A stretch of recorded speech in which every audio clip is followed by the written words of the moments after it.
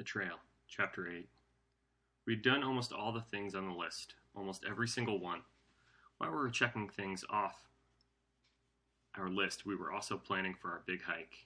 We read up on hiking in the White Mountains of New Hampshire and through the 100-mile wilderness in Maine. We made a list of things we would need: sleeping bags, sleeping pads, tent, boots, socks, all the way down to cups and first aid kits and maps. We found water bottles and the MSR cooking stove at one garage sale, Swiss Army knives and a water filter and headlamps from another. There were well-used backpacks in the gear room where Lucas's dad kept all his camping supplies.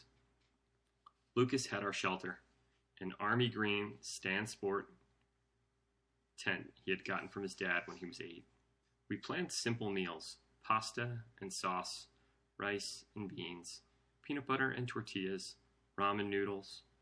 We got maps of the trail and studied them by flashlight in our creaky treehouse as lightning bugs darted by, their golden pulses as brief and bright as hope. The time when I knew that we were really actually going, though, was when Lucas knocked on my door one Friday night in early July and told me to be ready for a surprise the next morning. "We're going to Boston, and we've got to get there early," he announced. "This for the trail?" I asked. "You'll see," Lucas smiled mysteriously. "Set your alarm for 3 a.m. and bring as much cash as you can. I promise you, it'll be worth it." I set my alarm, but it didn't matter. I was up all night, fidgety and excited. By 2 a.m., I was out of bed, and by 2:47, I was tapping at the front door of Lucas's house with 320s shoved in the back pocket of my jeans.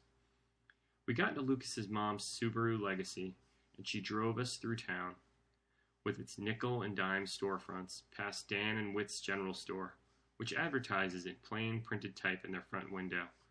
If we don't have it, you don't need it. We passed by the red brick town hall and by the tiny post office where Mr. Dinkins had worked for 36 years. We stayed on Route 5 for a mile before taking the sharp curved ramp to I-91. On the highway, I finally fell asleep to the quiet hum of the car and the lull of the road. I was still dreaming when the digital clock on the Legacy's dash turned to 5:27, and we pulled into the Landmark Center parking lot.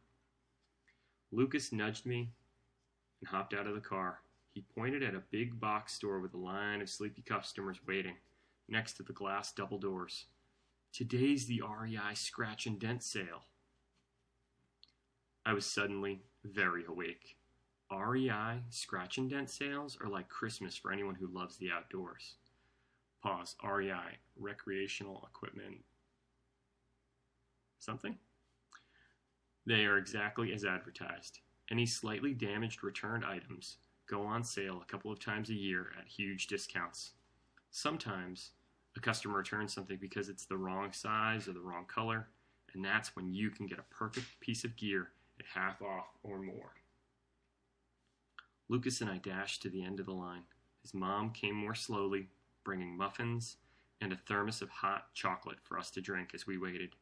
When the doors opened at 8, we scampered like rabbits to the camping section. I found a moisture-wicking base layer and some lightweight, darn tough hiking socks, and was looking at a basic first aid kit when Lucas tapped my arm. "Toe, check these out." And there they were. Oslo hiking boots, chestnut brown, coated with waterproof Gore-Tex, 2-inch rubber soles, high-quality leather, and precise stitching, all crafted into one perfect set of boots, dangling by their laces from Lucas's hands.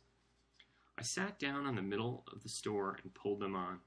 They were stiff, but when I stood up and walked around the store to test them out, I could feel them molding to my feet as though they were mine already. When I looked down at the price tag and my heart crumpled. Then I looked down at the price tag and my heart crumpled. Even at the steep discount, there was no way I could shell out that amount of money.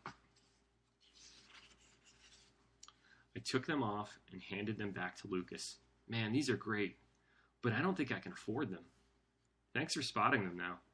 I picked up the items I had tossed in a heap in my eagerness to try on the boots. I'll get these. Meet you in the car.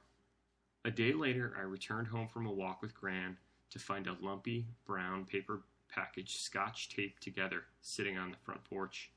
I ripped open the bag and the Oslo boots fell out. A note had been stuffed inside one of them. When I unfolded it, there was only one line written in Lucas's scrawl. Shut up and don't thank me. Free boots. All right.